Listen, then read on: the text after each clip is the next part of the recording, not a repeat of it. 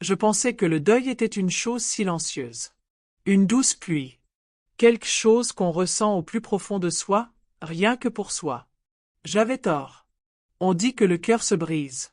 Non pas avec un grand fracas, mais avec un murmure. Un craquement discret que l'on est seul à entendre. Après 41 ans avec Pierre, mon monde ressemblait à ça. Une poupée de porcelaine brisée, soudée par des fils de souvenirs. Il était parti. Et j'étais parti aussi, tout simplement.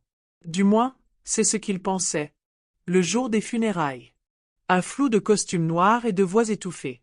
Le parfum d'hélice, lourd et doux, qui s'accrochait à tout. Je me souviens du froid qui s'est installé non seulement dans l'air, mais aussi dans mes os. Le genre de froid qui vous indique que quelque chose de fondamental a changé. Pour de bon. Je me tenais là, veuve dans un océan de regards compatissants. Essayant de respirer. Essayant de croire qu'il était vraiment parti. Et puis, je l'ai entendu. Un murmure, une ondulation dans le tissu de ce que je pensais être ma famille. Cela provenait du groupe de personnes au fond, près du cercueil en chêne, le cercueil de pierre. C'était Élodie, ma belle-fille. Sa voix, d'habitude si claire, si parfaitement modulée pour le public, était un bourdonnement bas et conspirateur. Un sifflement de vipère, presque. La maison, murmura-t-elle. Elle est à lui maintenant. C'est l'heure. Je n'ai pas bien saisi la suite, mais je n'en avais pas besoin. Les mots restaient suspendus dans l'air, tranchants et froids comme un matin d'hiver. À lui maintenant. C'est l'heure. L'heure de quoi?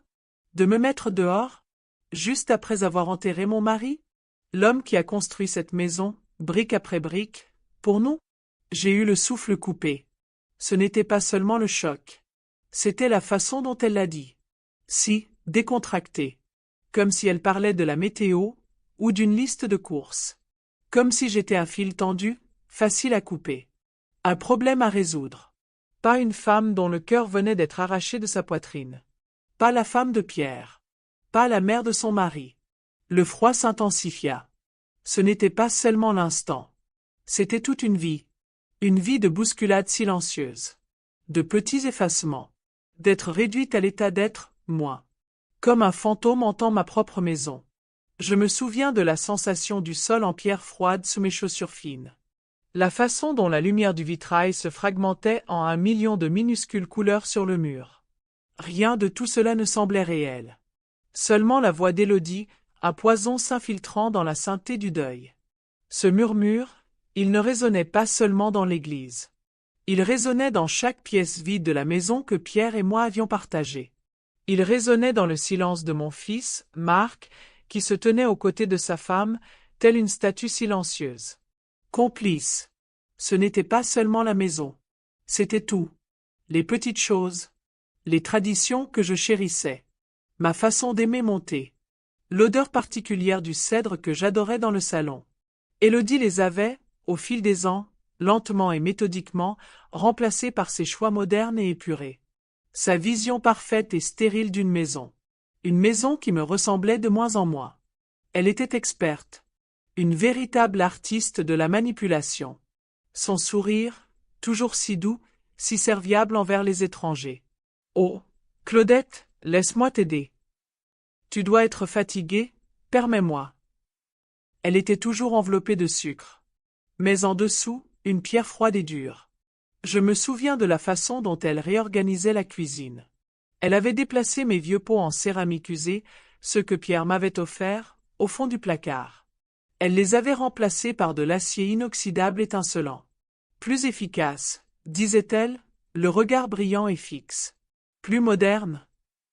Ma petite collection de dés à coudre anciens, soigneusement triés sur le volet, chacun étant un souvenir de voyage, un cadeau de Pierre. Disparu de la vitrine. Il faut plus de place pour le cristal, maman, avait-elle expliqué, m'appelant maman, avec une douceur sucrée qui me faisait mal aux dents. Comme si elle était vraiment ma fille. Elle ne l'était pas. Pas en esprit. L'odeur du cèdre, ma préférée. Pierre avait rapporté une petite boîte en cèdre sculptée d'un voyage dans le sud de la France, il y a des années. Je la gardais dans le salon, remplie de vieilles lettres. L'odeur, si réconfortante. Élodie l'avait remplacé par un désodorisant synthétique agressif. Trop moisi, avait-elle déclaré. On veut de la fraîcheur, de la lumière. J'ai essayé de parler. 1 ou 2 fois. Une protestation hésitante. Mais Pierre adorait cette odeur. Son sourire ne vacillait pas. Oui, maman. Mais les temps changent, n'est-ce pas? Et Marc? Mon fils. Il se tenait juste là. Une ombre. Le regard vide. Un accord silencieux avec chacun de ses mouvements. C'était comme s'il avait oublié qui j'étais. Oublié la femme qu'il avait élevée. La femme qu'il avait élevée, nourrie, aimée, pensait ses genoux écorchés. Je me souviens de la première chute de Pierre. Un petit faux pas dans le jardin. Rien de grave, pensions-nous. Mais ensuite, les médecins. Les examens. Le déclin lent et rampant. C'était comme regarder un bel arbre séculaire se faner lentement. Et où était-il? Élodie, toujours occupée. Tellement de travail, maman. Marc, toujours distant. J'ai des réunions, maman. Il venait me voir. Parfois. Pour le spectacle. 20 minutes rapides. Une question polie sur sa santé. Aucun réconfort réel. Aucune présence réelle. Ni physiquement, ni émotionnellement. J'étais seul avec Pierre. Seul avec sa lumière déclinante. Je lui tenais la main. Je lui essuyais le front. Je lui racontais des anecdotes de notre vie ensemble. J'étais son monde, et il était le mien. Jusqu'à la fin. Le silence de Marc. C'était la vraie trahison. La plus bruyante. Ce n'était pas seulement Élodie. C'était lui. Mon fils. Qui avait laissé faire. Qui m'avait laissé devenir invisible. Cela me rappelait une histoire que Pierre racontait. Celle des vieux villages oubliés dans les montagnes. Comment, avec le temps, les sentiers se développaient, les maisons s'effondraient, et finalement, leurs souvenirs même s'estompaient. Je me sentais comme l'un de ces villages. Lentement, délibérément, en train de s'effacer. Je me souvenais d'une soirée d'hiver en particulier. Pierre était déjà fragile. J'avais appelé Marc pour lui demander s'il pouvait juste passer un moment. Juste pour s'asseoir avec son père. Pour parler. Maman, avait-il dit d'une voix saccadée, Élodie et moi avons des projets. Une réservation pour le dîner. Tu sais comme on est occupé. Occupé. Ils étaient toujours occupés. Trop occupés pour un père mourant. Trop occupés pour une mère en deuil. L'appel téléphonique s'est terminé. Je me suis assis au chevet de Pierre, le silence pesant dans la pièce. J'ai regardé son visage, si paisible dans son sommeil. Et j'ai senti une terreur glaciale s'installer. Pas seulement pour Pierre, mais pour moi-même. Pour l'avenir. Un avenir où je ne serai tout simplement pas là. C'est alors, en fixant la main de Pierre, si fine maintenant, si fragile, qu'un souvenir a refait surface. Une conversation, il y a des années. À voix basse. Sérieuse. Pierre et son avocat. Dans le bureau. La porte entr'ouverte. Je n'y avais pas prêté beaucoup d'attention sur le moment. Je préparais une tarte tatin, l'odeur des pommes et du caramel emplissant la maison. Mais une phrase m'était venue à l'esprit. Une phrase sur la protection et le retour au droit. Aux funérailles, les mots d'Élodie avaient fait l'effet d'une allumette. Le souvenir de la conversation feutrée de Pierre, cette phrase oubliée depuis longtemps, s'embrasait maintenant en une petite flamme insistante. Une minuscule braise d'espoir. Je ne savais pas ce que cela signifiait exactement. Mais je connaissais Pierre. C'était un homme prévoyant. Un homme qui m'aimait intensément. Il ne m'aurait pas laissé sans protection. Pas comme ça. À ne pas effacer. Les jours suivants furent flous. La maison, autrefois emplie de la présence de Pierre, semblait maintenant vaste et vide. Chaque objet, chaque photo, un cri silencieux de ce qui était perdu. Mais aussi, un défi silencieux. Un souvenir de la vie que nous avions construite. Je me suis retrouvé aéré, presque sans réfléchir, dans le bureau de Pierre. Un endroit où je mettais rarement les pieds de son vivant. C'était son sanctuaire. Ses livres, soigneusement empilés. Son vieux fauteuil en cuir. L'odeur du tabac à pipe, encore maintenant, flottant dans l'air. Un fantôme réconfortant. Je me suis assise à son bureau. Je passai la main sur le bois lisse et usé. Puis, Mon regard tomba sur un petit tiroir discret. Je savais qu'il n'était pas fermé à clé. Pierre ne me cachait jamais rien. À l'intérieur, une seule enveloppe épaisse. Lourde, officielle. Mon nom, écrit de l'écriture élégante de Pierre, sur le devant. Ma chère Claudette, pouvait-on y lire? Mes mains tremblaient en l'ouvrant. Les documents à l'intérieur étaient impeccables, formels. Un jargon juridique. Je parcourus rapidement. Puis, une phrase me sauta aux yeux. Gras. Souligné. Clause de protection conjugale. Mes yeux parcoururent la page. Un choc de reconnaissance. Un soupir silencieux. Ce n'était pas juste une clause. C'était un bouclier. Si jamais j'étais soumis à des pressions, contrainte ou indûment influencé pour quitter ou céder mon domicile, stipulait le testament, tous les droits, titres et propriétés précédemment légués à notre fils, Marc-Antoine Durand, reviendront immédiatement et irrévocablement, exclusivement et entièrement, à ma chère épouse, Claudette-Jeanne Durand. Une bombe silencieuse, en effet. Pierre. Mon brillant et aimant Pierre. Il savait. Il a toujours su. Il avait perçu les subtils changements. Les effacements discrets. Il m'avait construit une forteresse, même dans la mort. L'air quitta mes poumons dans un léger souffle. Il ne s'agissait pas seulement de la maison. Il s'agissait de dignité. De pouvoir agir. De ne plus être une victime. Plus maintenant. J'ai plié les papiers avec soin. Je les ai remis dans l'enveloppe. Et une force tranquille et résolue a commencé à fleurir dans ma poitrine. Ce n'était pas de la colère, pas encore. C'était quelque chose de plus profond, de plus froid. Un sentiment de but. J'ai continué mes journées. J'ai reçu les condoléances polies. J'acceptais les plats mijotés des voisins. J'écoutais les suggestions de plus en plus pointues d'Élodie sur le réduire, sur trouver un endroit plus petit et plus confortable pour toi, maman. Chaque mot, un petit clou enfoncé dans ma résolution. Elle commençait même à laisser des brochures immobilières sur le plan de travail de la cuisine. Avec des cercles autour des petits appartements. De petites photos de carton brillants et sans âme. Je pense juste à ton confort, maman, disait-elle avec un large sourire, tel un prédateur montrant les dents. J'acquiesçais. Je lui souriais en retour. Un petit sourire entendu qu'elle ne pouvait interpréter. Pas encore. J'étais une tempête silencieuse qui se préparait. Et elle n'avait aucune idée de la tempête qu'elle avait déclenchée. Le jour J arriva, comme je le savais. Une semaine après les funérailles. Trop tôt. Mais leur impatience était une odeur familière. Comme du lait gâté. Ils arrivèrent, Élodie et Marc. Vêtus de leurs tenues impeccables habituelles. Élodie portait un grand dossier glacé. Ses cheveux étaient parfaitement coiffés. Marc, comme toujours, à quelques pas derrière elle, le visage vide. Ils s'assirent sur le canapé, celui que Pierre et moi avions choisi ensemble, des années auparavant. Son velours usé, une carte de notre vie commune. Ils semblaient rétrécir l'espace, leur rigidité moderne contrastant avec la chaleur confortable de la pièce. Commença Élodie.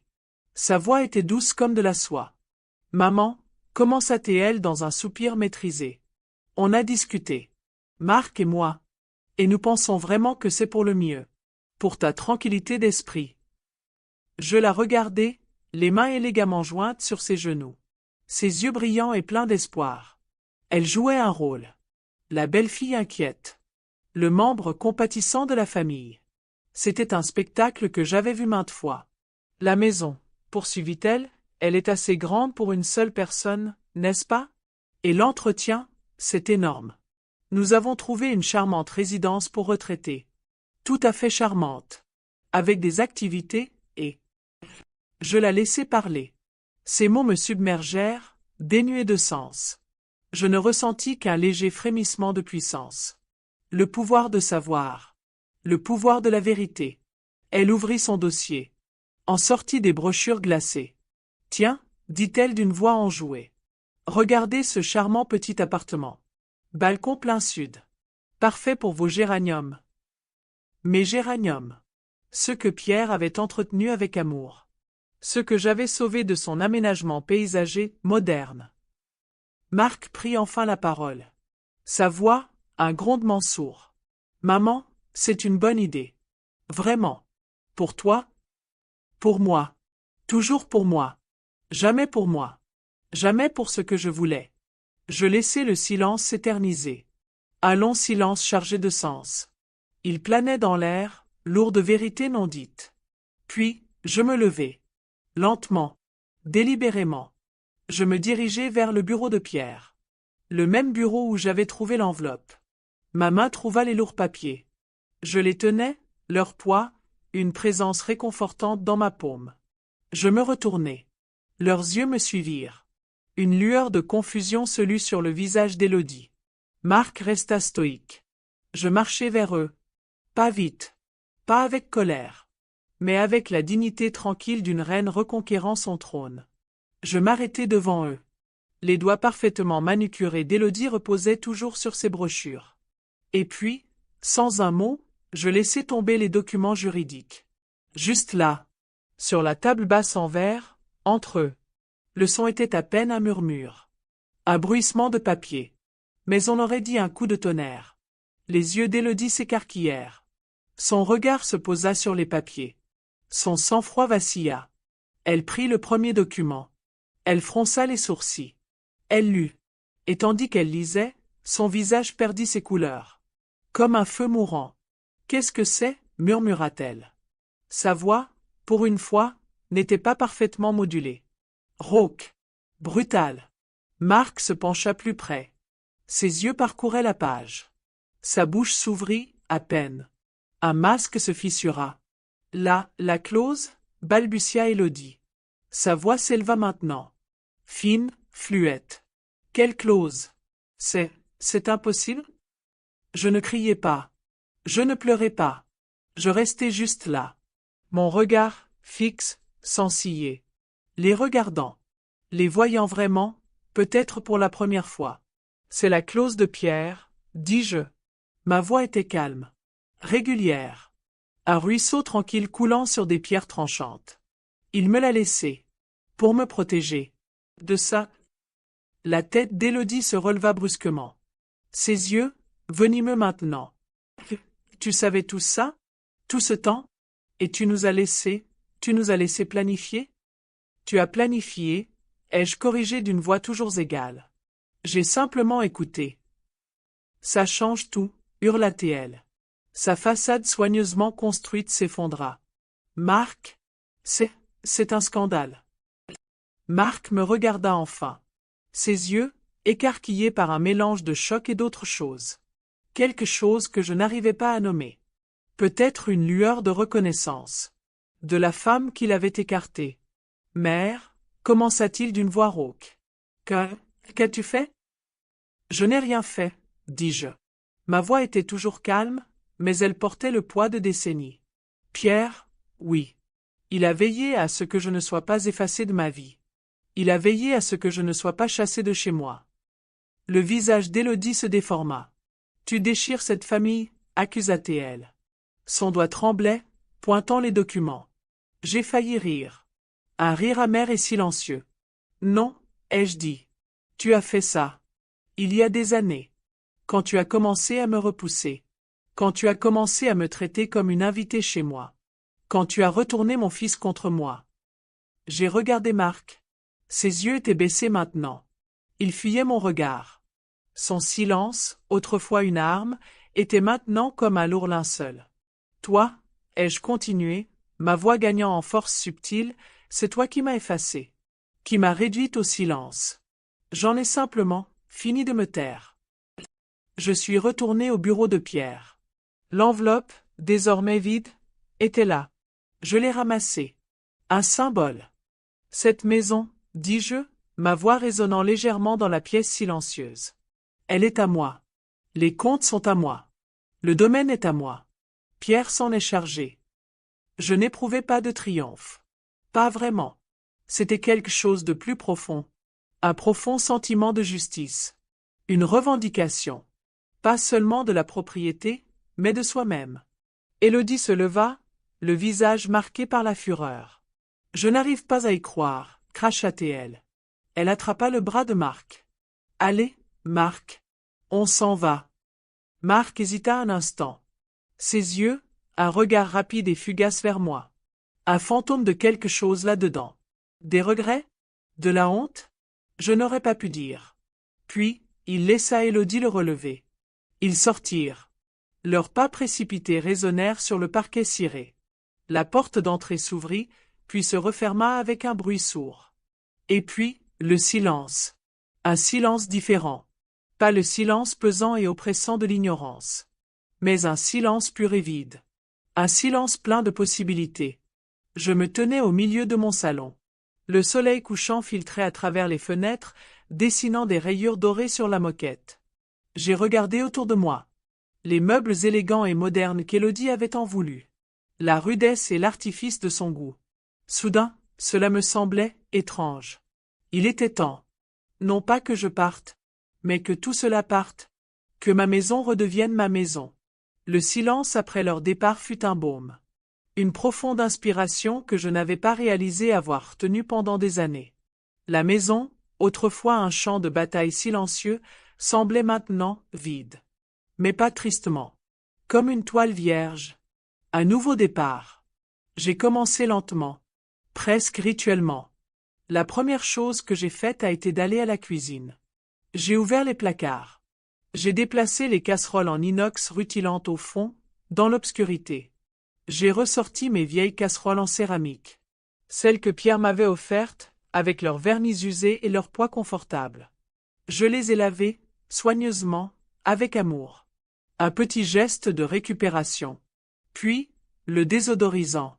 L'odeur âcre et chimique avait remplacé l'arôme subtil et réconfortant du cèdre. Je l'ai débranché. Je l'ai jeté. J'ai trouvé un petit bloc de cèdre inachevé dans le bureau de Pierre, caché dans un tiroir. Je l'ai apporté au salon. Je l'ai posé sur la cheminée. Lentement, l'odeur familière et apaisante a commencé à imprégner l'air. Un fantôme de Pierre, une présence réconfortante. J'ai décroché les œuvres d'art abstraites et minimalistes qu'Élodie avait choisies. Froides et impersonnelles. À leur place, j'ai accroché des photos. Des photos de Pierre et moi. Jeunes, rieurs. Vieux, patinés. Des photos de notre vie. De notre amour. De notre voyage. Les murs ont recommencé à respirer. Pour raconter notre histoire. L'aider à coudre. Ma collection. Je les ai trouvés cachés dans une boîte au grenier. Poussiéreux. Oubliés. Je les ai descendus. Nettoyés chacun avec soin. Remis dans la vitrine, à leur place. De minuscules symboles brillants de souvenirs. C'était un processus. Lent. Délibéré. Chaque objet que je déplaçais, chaque objet que je replaçais, était une petite victoire.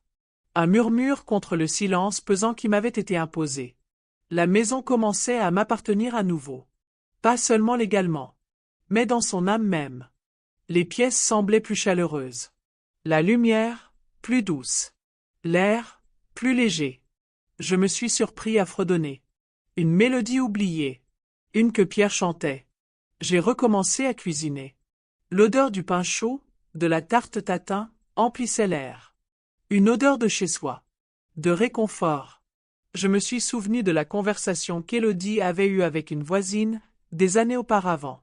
Les goûts de Claudette sont un peu traditionnels, avait-elle dit d'une voix empreinte de condescendance. Nous essayons de moderniser la maison pour elle. Moderniser. Elle voulait dire effacer. Elle voulait dire en faire sa maison. J'ai passé des heures dans le bureau de Pierre. À fouiller dans ses livres. Ses vieilles notes. L'intimité tranquille de sa présence, même en son absence. J'ai retrouvé ses vieux outils de jardinage. Rouillés, mais toujours solides.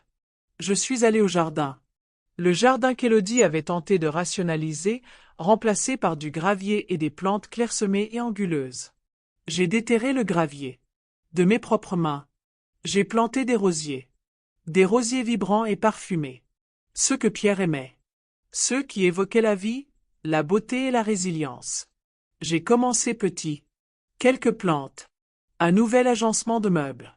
Puis, des changements plus importants. J'ai fait appel à un menuisier local pour construire une nouvelle bibliothèque dans le salon. Une bibliothèque qui reflétait les anciennes, imposantes et solides pièces que Pierre et moi avions choisies ensemble. Je l'ai remplie de mes propres livres. Des livres que j'avais aimés, des livres que je voulais encore lire. Pas les livres d'art immaculé et jamais lu qu'Élodie utilisait comme accessoire de décoration. J'ai récupéré la vieille tapisserie délavée du grenier, celle que ma grand-mère avait tissée. Elle n'était ni moderne, ni minimaliste, mais elle était chaleureuse. C'était historique. C'était moi. Je l'ai accrochée dans l'entrée. Ses couleurs douces, ses motifs complexes, un contraste saisissant avec les murs nus qu'Élodie avait préférés.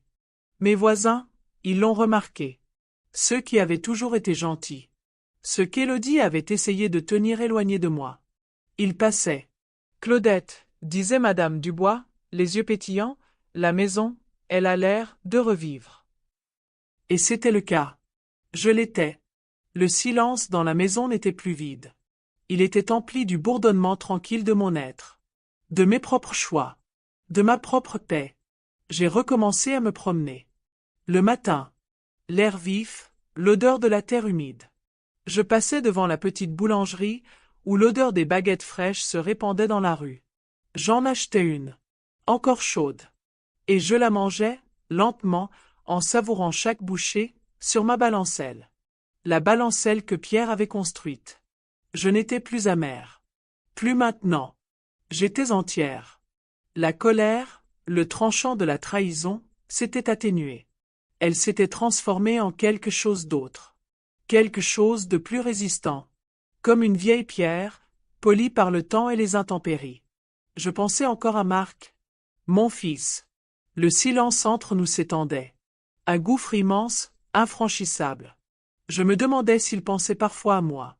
S'il ressentait le poids de son propre silence. Puis, un après-midi, des mois plus tard, la sonnette retentit. J'ouvris. C'était Marc. Seul. Il se tenait là, sur le pas de ma porte. Ses épaules étaient légèrement affaissées. Son regard, non plus vide, mais fatigué. Il paraissait plus petit. Moins sûr de lui. Maman, dit-il. Sa voix était hésitante. Presque un murmure. Je ne l'ai pas invité à entrer. Pas encore. Je l'ai juste regardé. Le fils que j'aimais, le fils qui m'avait laissé m'effacer. Élodie et moi, commença-t-il, puis s'interrompit. Il déglutit. Nous sommes séparés. Je ne ressentais rien.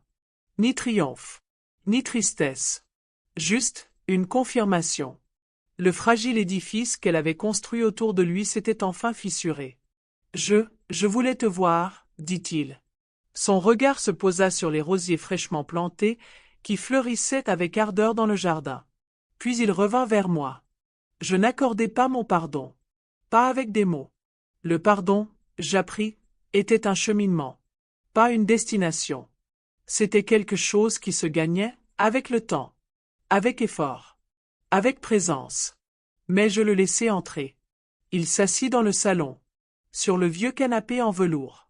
Celui sur lequel il s'affalait enfant. Il regarda autour de lui. Ses yeux scrutèrent les photos. La tapisserie. L'odeur du cèdre. Le confort familier de ma maison. Il ne s'excusa pas. Pas directement. Il ne s'expliqua pas. Il était juste, présent. Et pour la première fois depuis très longtemps, cela me parut suffisant. Un premier pas fragile. Nous parlâmes. Pas du passé. Pas de la trahison.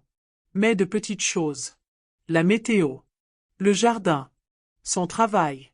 Un retour en arrière silencieux et hésitant. Il commença à venir plus souvent. Pas tous les jours. Pas même toutes les semaines. Mais parfois. Il s'asseyait avec moi. Parfois, il m'aidait au jardin. Ses mains, autrefois si distantes, maintenant soignaient soigneusement les rosiers. Je n'ai jamais insisté. Je n'ai jamais accusé. Je ne lui ai jamais rappelé son silence. Je l'ai simplement laissé être là. Se montrer. La maison était désormais emplie d'un autre genre de bruit. Non pas les sons forts et intrusifs des « améliorations » d'Élodie. Non pas le silence étouffant de mon chagrin. Mais le bourdonnement discret d'une vie retrouvée. Le doux bruissement des feuilles dehors. Le son lointain des cloches de l'église. Le grincement réconfortant du vieux parquet. Le soir, je m'asseyais près de la fenêtre. Le parfum des roses flottait à travers la vitre ouverte. Une tasse de thé chaud à la main. Et je contemplais les étoiles. immense et paisible. J'étais libre. Pas seulement des mains avides d'Élodie. Pas seulement de la complicité silencieuse de Marc. Mais libre du poids du silence. Du poids de l'invisibilité. J'avais appris que la force n'avait pas besoin de crier pour être entendue. Elle pouvait être un murmure calme et résolu. Un papier tombé. Une pièce réaménagée. Une rose solitaire en fleurs. Je n'étais plus invisible. Je n'étais plus amère. J'étais entière. Et dans la force tranquille de ma vie retrouvée, j'ai compris la vérité la plus profonde. Je n'ai jamais été celle qui avait besoin de partir. Le vieux chêne du jardin, celui que Pierre avait planté à la naissance de Marc, se dressait toujours. Ses branches, tendues vers le ciel, ses racines profondément ancrées dans la terre. Une sentinelle silencieuse. Un témoignage de résilience. De force durable. Et tout comme cet arbre, j'avais trouvé mes propres racines profondes. Ici, dans cette maison, dans cette vie. Les miennes, enfin, et farouchement, les miennes.